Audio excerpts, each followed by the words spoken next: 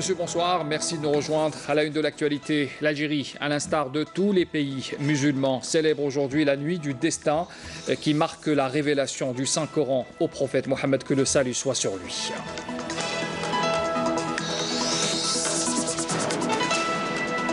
Clôture aujourd'hui du sommet arabe en Arabie Saoudite, le sommet d'urgence avec l'adoption de la déclaration finale de ce sommet qui vient réaffirmer l'attachement des chefs d'État arabes à leur position, notamment vis-à-vis de la question palestinienne. On y reviendra en détail tout à l'heure.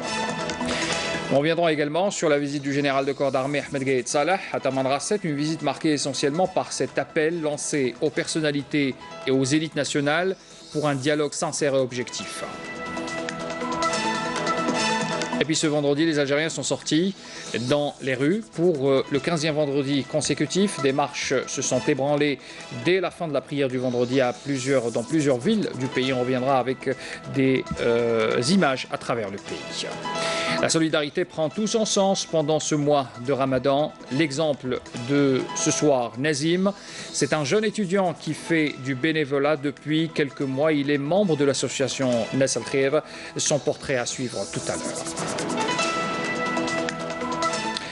Voilà pour les titres de l'actualité, bienvenue à tous. Comme je le disais en début de journal, la nuit du destin sera donc célébrée ce soir par la communauté musulmane.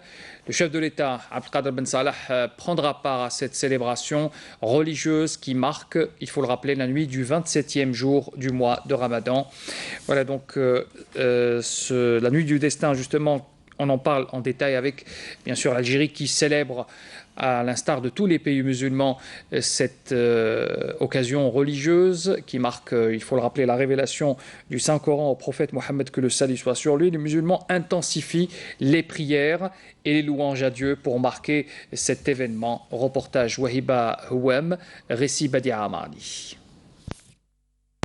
Laylat al-Qadr, ou la nuit du destin, est une nuit de haute spiritualité, d'une très grande valeur et de mérite pour les musulmans. Ces heures sont précieuses, c'est un don précieux du bon Dieu. Le bon Dieu et son messager Mohammed, que le salut soit sur lui, nous ont enseigné que l'adoration durant cette nuit vaut 1000 nuits, c'est-à-dire plus de 83 ans. Et les musulmans ont une moyenne d'âge entre 60 et 70 ans. Et justement, même si le musulman consacre toute sa vie à l'adoration de Dieu, il n'aura pas la même récompense que lors de cette nuit. La personne peut sacrifier une seule nuit pour avoir beaucoup de récompenses. Le plus répandu chez les gens, c'est de croire que la nuit du destin, c'est le 27e jour du Ramadan. Oui, il y a des compagnons du prophète, que le salut soit sur lui, qui ont dit ça. Mais la majorité des savants indiquent que la nuit du destin, comme nous a informé notre prophète Mohammed, que le salut soit sur lui, intervient lors du dernier jour impair de Ramadan. Laylat al-Qadr, une nuit meilleure que 1000 mois réunis. Sa valeur est inestimable car elle est étroitement liée au Saint-Coran. C'est pourquoi chaque année, les musulmans l'attendent impatiemment. Cette nuit est bénie. Le bon Dieu entoure les musulmans de sa miséricorde et sa bénédiction. C'est une nuit où le destin est tracé, où le climat est clément. Une nuit que ressent le musulman. Si c'est le cas, ce dernier verra toutes ses prières exaucées. وقع فيها الإنسان فإن الله عز وجل يعطيه ما يتمنى دنيا وآخرة. La miséricorde et la clémence du bon Dieu est grande durant cette nuit. Elle est accueillie chaque année avec des prières, des invocations et des récitations du Coran.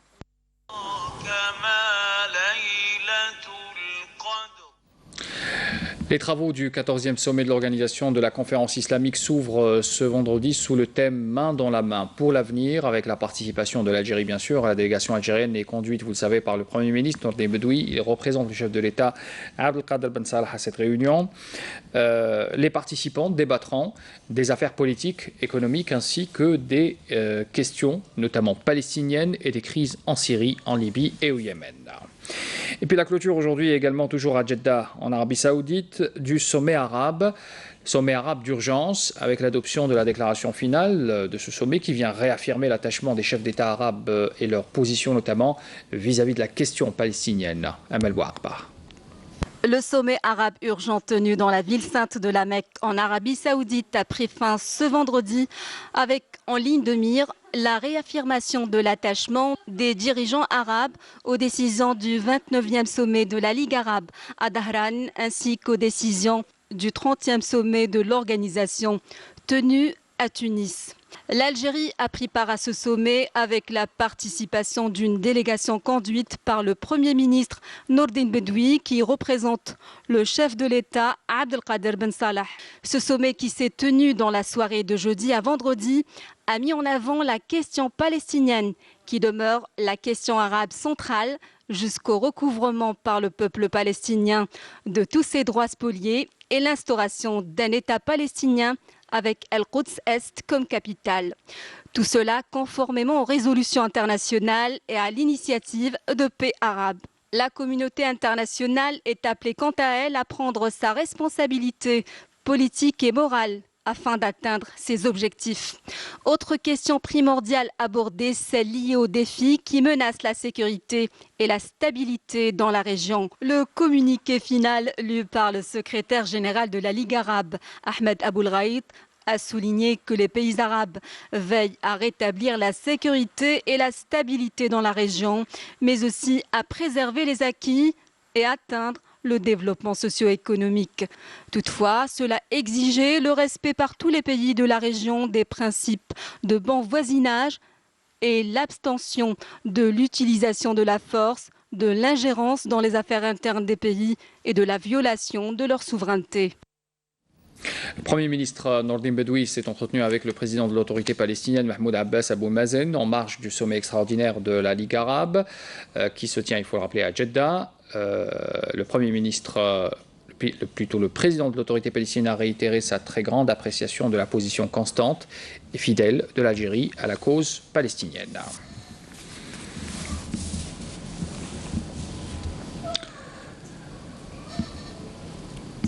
L'actualité en Algérie, je l'annonçais tout à l'heure en titre, les Algériens sont sortis dans les rues pour ce 15e vendredi consécutif. Des marches se sont ébranlées dès la fin de la prière de vendredi dans plusieurs villes du pays. Les Algériens drapés de l'emblème national ont scandé des slogans appelant à des réformes et à la poursuite de la lutte contre la corruption et les malversations qui ont caractérisé la gestion de certains responsables et élus dans l'exercice de leurs fonctions. Voilà donc des marches qui ont été filmées dans les différentes villes du pays par nos caméras.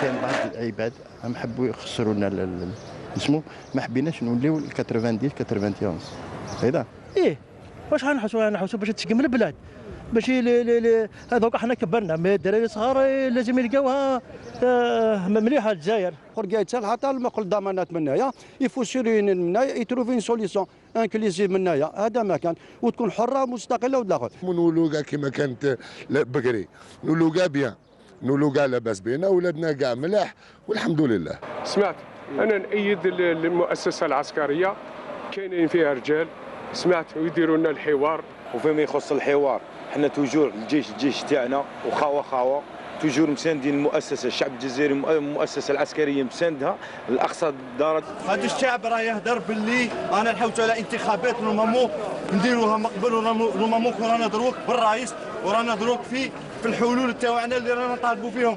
رانا نطالبوا حنايا باش بلادنا تسقم باش حنا نكونوا هذا بلد امن. هذا الشعب هذا راه واقف مع بعضه بعض راه كاين الخيرات راه كاين كلش راه كاين الخير شايلين ان شاء الله رب العالمين يفتحوا لنا بيبان العمل بيبان الخير.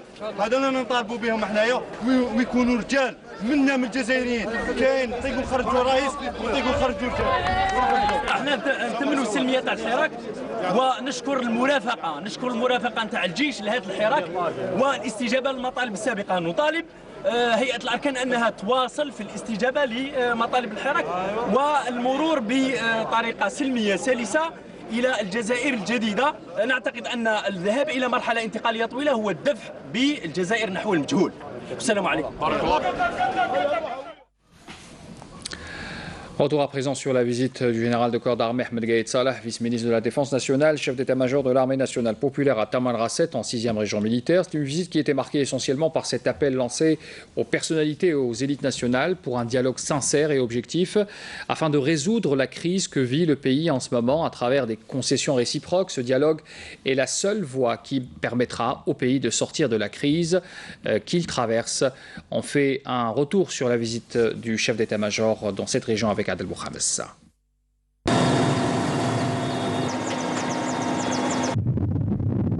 Des confins les plus éloignés des frontières et dans ce vaste désert, l'institution militaire gère la situation avec maîtrise et prudence de tout éventuel mirage qui fera perdre tous les efforts, laissant place à un refus catégorique de toutes les solutions et initiatives d'où qu'elles proviennent.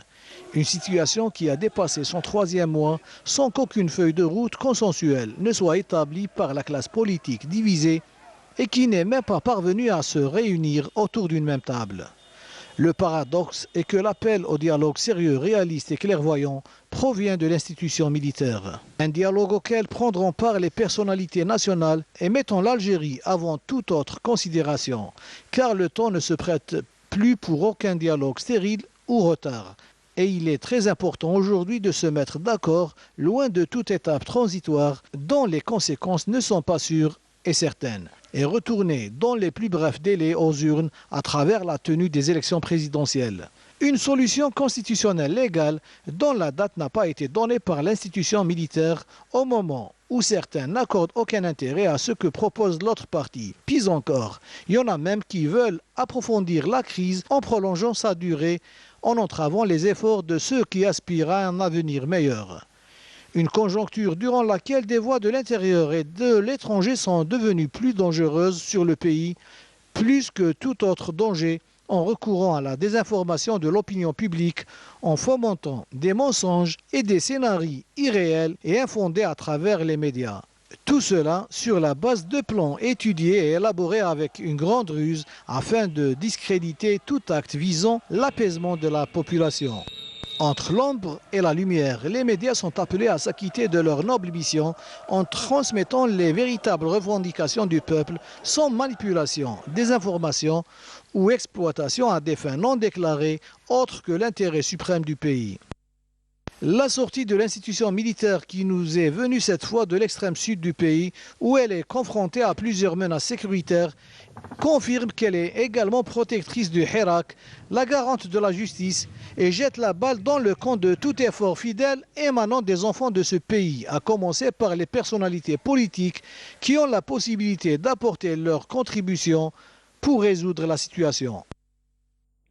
Et puis toujours dans le domaine militaire, conformément aux instructions du général de corps d'armée, vice-ministre de la Défense nationale, chef d'état-major de l'armée nationale populaire, relatif à l'impératif d'utiliser des drones de fabrication algérienne dans des opérations de combat, notamment lors des missions de lutte antiterroriste et de la protection des frontières, et en continuité de l'opération exécutée le mois dernier dans le même cadre des drones El Jazair 54 Sommam et El Jazair 54 5 juillet 62 ainsi qu'El Jazair 55 Zakar. Ces 3 drones ont exécuté des vols de jour et de nuit entre les journées donc du 29 au 30 de ce mois pour la destruction de cibles terroristes ayant été localisées lors d'une opération de reconnaissance aérienne grâce aux drones du même type. L'opération a commencé par une mission de reconnaissance aérienne à travers laquelle les équipes des aéronefs ont pu obtenir des données instantanées et qui ont permis de localiser les cibles visées pour que 2 drones entament ensuite un vol pour la destruction des cibles. Cette opération couronnée par un franc succès a été exécutée à travers 2 missions aériennes, la première de nuit, en utilisant des techniques et les systèmes de navigation des drones adaptés aux conditions de nuit, et la deuxième pendant la journée en direction des cibles visées. Ces 2 missions ont été exécutées dans de bonnes conditions, à travers lesquelles les équipages au sol ont fait preuve d'une grande maîtrise dans l'exécution de ce genre de mission, tandis que des drones ont fait montre de leur aptitude opérationnelle au combat, ainsi que leur efficacité dans l'exécution de ce genre de mission et de destruction de cibles.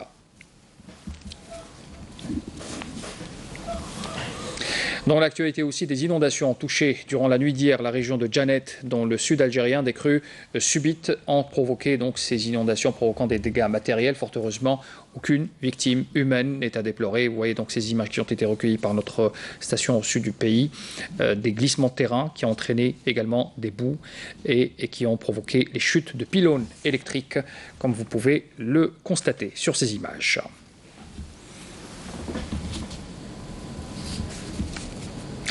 Clôture hier soir de la 9e édition de Taj al-Qur'an, une cérémonie qui s'est déroulée en présence du ministre de l'Intérieur et des collectivités locales, du ministre des Affaires religieuses ainsi que du directeur général de la télévision publique. On fait un retour sur cette soirée avec Adel Mohamed.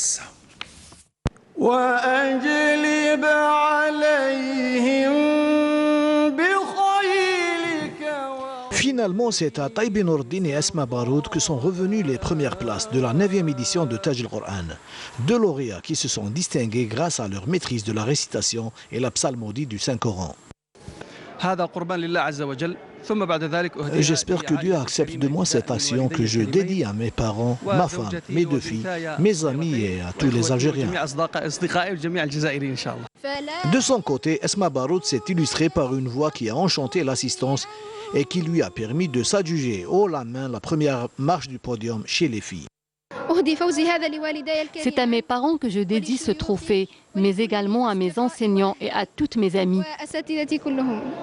C'était également l'occasion pour récompenser les participants ayant occupé les premières places du classement de cette 9e édition, mais aussi pour rendre hommage au penseur de Bni Yezgan, Mohamed Moussa Baba Ammi, invité d'honneur de cette cérémonie. Des initiatives pareilles nous rappellent que les racines de ce pays sont inspirées du Saint-Coran et de la sunna du prophète, que le salut soit sur lui, mais également du patrimoine de la nation en général. À chaque fois que des veillées sont tenues pour célébrer le Coran, nous redonnons vie à cette mémoire. Je remercie Dieu de nous avoir aidés à accomplir cette mission et à enseigner ses concurrents qui ont bénéficié d'une série de leçons sur la psalmodie du Saint-Coran. Une 9e édition d'un concours que la télévision algérienne a pu maintenir comme coutume incontournable du mois sacré de Ramadan.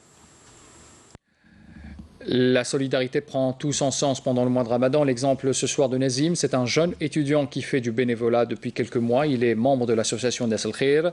Son quotidien, il le consacre à la préparation des repas du ftour pour les nécessiteux. Hasna Zouberi l'a rencontré. Reportage. Comme chaque matin, Nazim fait les courses, direction la cuisine du chef Raïssi, où l'association Nas al-Khair prépare les repas de Ramadan. À 19 ans, Nazim est bénévole. Il veut apporter son aide aux personnes nécessiteuses. C'est une expérience pour soi, mais aussi c'est apporter une aide aux plus démunis. Parce que Ramadan, c'est pas juste rester sur la table du ftour et partager avec sa famille, mais aussi une ambiance de convivialité qu'on retrouve dans le chapiteau de Hadji Iftar.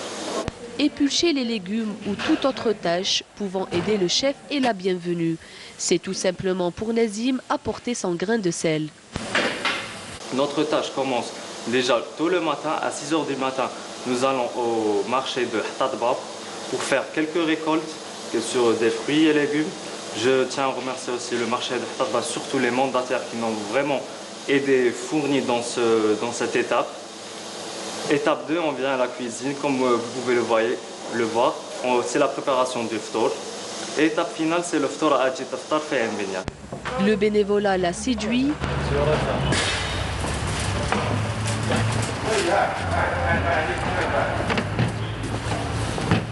Il a appris beaucoup de choses, mais surtout à être responsable. C'est surtout le terrain.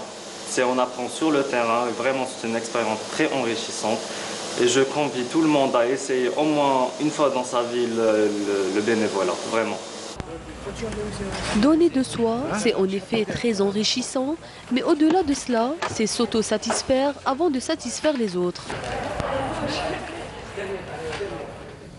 Et puis Infotrafic Algérie, c'est une association qui fait également parler d'elle à travers les réseaux sociaux, mais également sur le terrain, à travers ses multiples campagnes de sensibilisation et surtout par des actions concrètes sur le terrain. On les croise souvent, par exemple, sur nos routes, secourant les automobilistes victimes de pannes ou d'accidents de la circulation. Reportage Walid Sari, le récit est signé Adel Bouhames.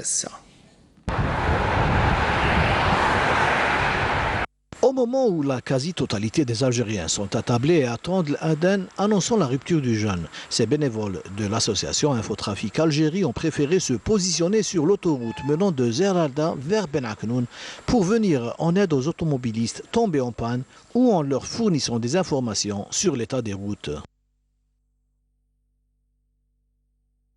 الله يبارك الله ربي يوفقهم ان شاء الله الله يعطيهم ما يتمناهم مساكن الله يرتاح خير الله يبارك فيكم خدامين انتيك ويعاونوا في الناس ومتطوعين الله يبارك. L'association Infotrafic Algérie a mobilisé des patrouilles qui interviennent au niveau des routes, notamment en cas de panne ou en cas d'accident, afin de leur permettre de regagner leur domicile dans les meilleures conditions. En effet, ces bénévoles interviennent en cas d'accident de la circulation.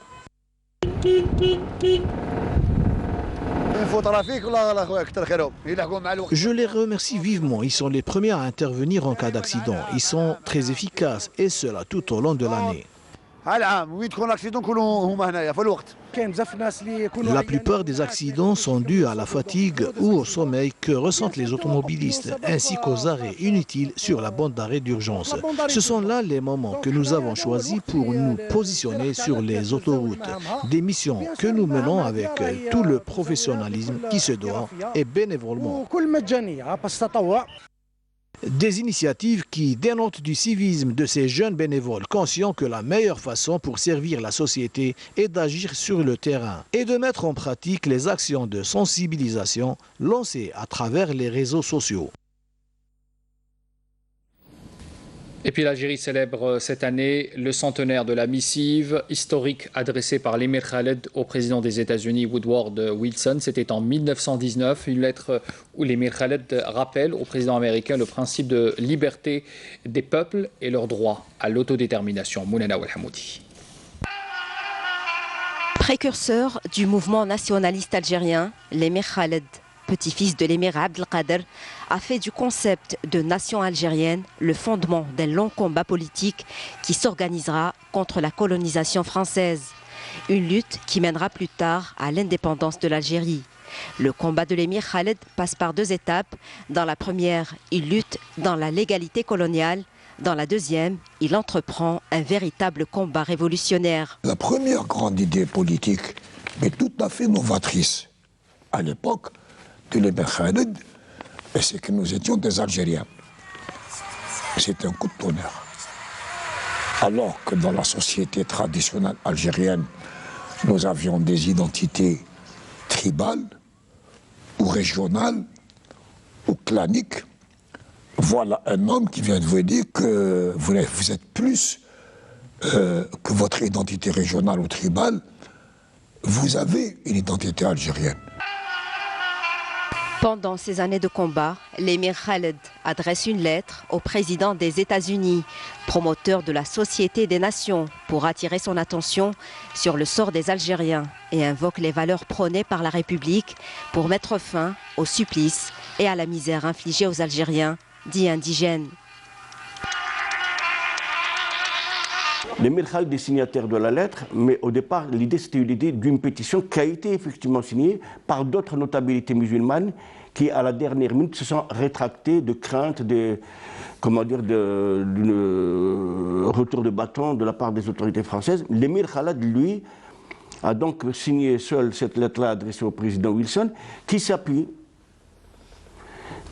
sur le point 5 des 14 recommandations présentées par le président américain au Congrès américain en janvier 1918. Transmise au président Wilson le 23 mai 1919, cette lettre historique témoigne encore du combat mené par le peuple algérien contre la colonisation à travers les temps. Un combat livré pour la liberté de l'Algérie, mais aussi de tous les peuples opprimés à travers le monde. Aujourd'hui, l'Algérie célèbre le centenaire de l'envoi de cette lettre historique. Durant tout le mois d'août, des manifestations sont prévues à travers tout le territoire national. Une manifestation visant à immortaliser ces étapes cruciales du combat du peuple algérien pour l'indépendance de la nation. Et puis on parle de sport avec les volleyeurs du GS Pétrolier qui ont conservé le trophée de la Coupe d'Algérie senior, messieurs, en dominant l'OMK El Milia sur le score de 3-7-0 en finale disputée dans la nuit de jeudi à vendredi, la nuit d'hier, donc à la salle omnisport du complexe olympique Mostafa Chaker. On voit ça en détail avec Wahiba Belhaoua. Le groupement sportif des pétroliers a réussi à conserver son titre de Coupe d'Algérie pour la deuxième fois consécutive, après avoir battu le club olympique de Milia sur le score de 3-7-0. L'Olympique Milia, qui tentera une deuxième finale après celle de 2017 devant le Nadiriadi Borj Bouharerij, n'a rien à envier au gros cylindré si ce n'est le manque d'expérience de son effectif composé de jeunes cadets et juniors. Nous, on a une équipe jeune. La majorité des joueurs, c'est leur première finale de leur carrière. Je félicite l'équipe de GSP qui mérite vraiment le trophée. On a tout fait pour honorer la ville de Milia. Malheureusement, franchement, ils étaient plus forts que nous. Le groupement sportif des pétroliers a compté sur l'expérience de ses joueurs et la richesse de son banc pour fermer toutes les issues dès l'entame du premier set, en maîtrisant le service, la réception et le bloc. L'Olympique Milia a enregistré un retour considérable au deuxième et troisième set grâce aux encouragements de ses supporters, venus nombreux à la salle Chaker de Blida. Mais cela n'aura pas suffi pour voir les pétroliers remporter le match et le 14e trophée de son palmarès.